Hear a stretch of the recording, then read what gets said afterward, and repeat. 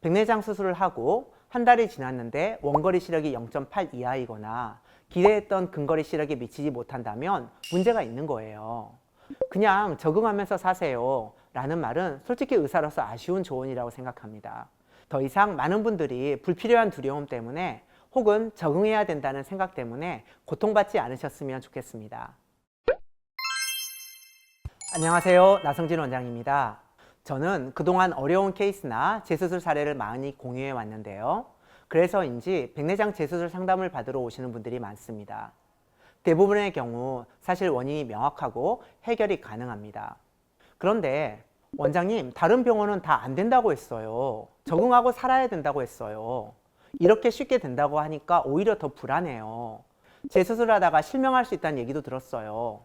라는 얘기를 하시는 분들이 가끔 계세요.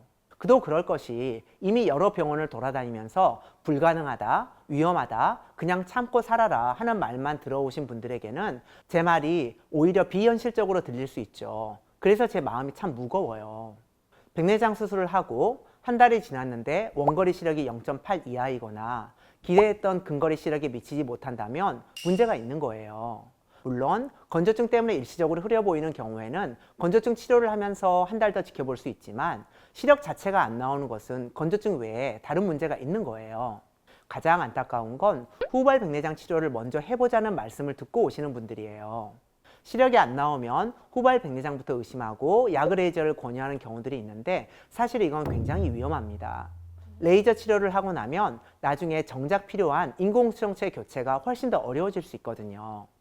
실제로 다초점 렌즈 수술 후 시력이 안 나와서 3개월 만에 약 레이저를 받았는데 알고 보니 렌즈 종류나 도수 오류가 원인이었던 경우가 종종 있어요. 이런 경우에는 모양체 고랑에 특수한 렌즈를 넣거나 공막 고정술로 치료할 수 있긴 하지만 레이저 치료만 안 했다면 훨씬 간단히 해결될 수 있었던 케이스죠. 원래 3개월까지 후발 백내장이 심해지는 경우는 매우 드물기 때문에 수술 후 결과가 만족스럽지 않다면 후발 백내장 레이저 치료를 하기 전에 저희 안과에서 진료를 받아보시기를 권유드립니다. 얼마 전 의사인 아들이 어머니를 모시고 백내장 재수술 상담을 위해 내원하셨어요. 제가 인공수정체 교환술을 제안했는데 동료 안과 의사들이 수정체 훈항이 얼마나 약한데 건드렸다가 실명하면 어쩌려고 하냐 이렇게 적극 만류하셨다고 해서 많이 불안해했어요. 지방에서 3차례나 서울까지 오셔서 상담을 받으실 정도였죠.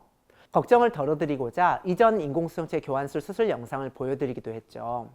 다행히 수술도 성공적이었고 시력도 회복되었지만 의사들조차 백내장 재수술을 아주 무섭고 위험한 수술로 인식하고 있다는 점을 실감하게 됐어요. 흥미로운 점은 저희 병원을 찾는 환자분 중에 꽤 상당수가 의사이고요. 인공수정체 교환이나 혹은 연관된 합병증으로 인한 망막 수술을 받으러 오십니다. 사실 첫 수술보다 재수술이 더 까다롭다 보니 많은 안과에서 재수술을 기피하거나 시도하더라도 좋지 않은 결과를 얻는 경우가 많아요. 그래서 재수술은 위험하다는 인식이 퍼져 있고요. 그러나 충분한 경험과 노하우만 있다면 안전하게 교정이 가능합니다. 문제는 재수술 시기가 늦어지면 늦어질수록 수술 후에 시력을 회복하고 나서도 그 마음의 상처가 쉽게 아물지 않는다는 거예요. 시력 문제가 장기화되면 많은 분들이 우울증을 겪고 직장 생활도 어려워져요. 일상의 모든 것이 힘들어지다 보니 점점 예민해지고 가족과의 갈등을 겪기도 하고요. 결국 정신과 치료까지 받으시는 분들도 많습니다. 그런 경우 재수술로 양안 모두 1.0, 근거리도 잘 보게 되었는데 여전히 불안해하시고 작은 시력 변화에도 과민 반응을 보이시는 분들이 계시더라고요. 정말 안타깝죠. 그래서 저는 재수술이 필요한 경우에 되도록 빨리 하실 것을 권유드립니다. 빨리 해결할수록 그만큼 고통의 시간도 줄어들고 회복 후 삶의 질도 더 좋아지기 때문이에요. 그냥 적응하면서 사세요 라는 말은 솔직히 의사로서 아쉬운 조언이라고 생각합니다. 시력이 안 나오는 데는 반드시 이유가 있고 그 원인만 정확히 찾으면 해결할 수 있거든요. 저는 요새 하루에 1건에서 3건 정도의 렌즈 교환술이나 공막 고정술을 하고 있는데요. 렌즈 종류별로 노하우가 쌓이다 보니 백내장 첫 수술만큼 결과도 좋고 보람도 있어요. 그런데 제가 그렇게 설명을 해드리면 다른 병원에서는 안 된다고 하던데 라고 하며 자꾸 불안해 하시니까 진료실에서는 일부러 진중하게 설명하려고 노력하는 편이에요. 더 이상 많은 분들이 불필요한 두려움 때문에 혹은 적응해야 된다는 생각 때문에 고통받지 않으셨으면 좋겠습니다. 시력이 안 나오면 참지 마시고 가능한 1개월 안에 오시면 제일 좋겠습니다. 최소 3개월 내에는 오셔야 환자분의 회복이 빨라집니다.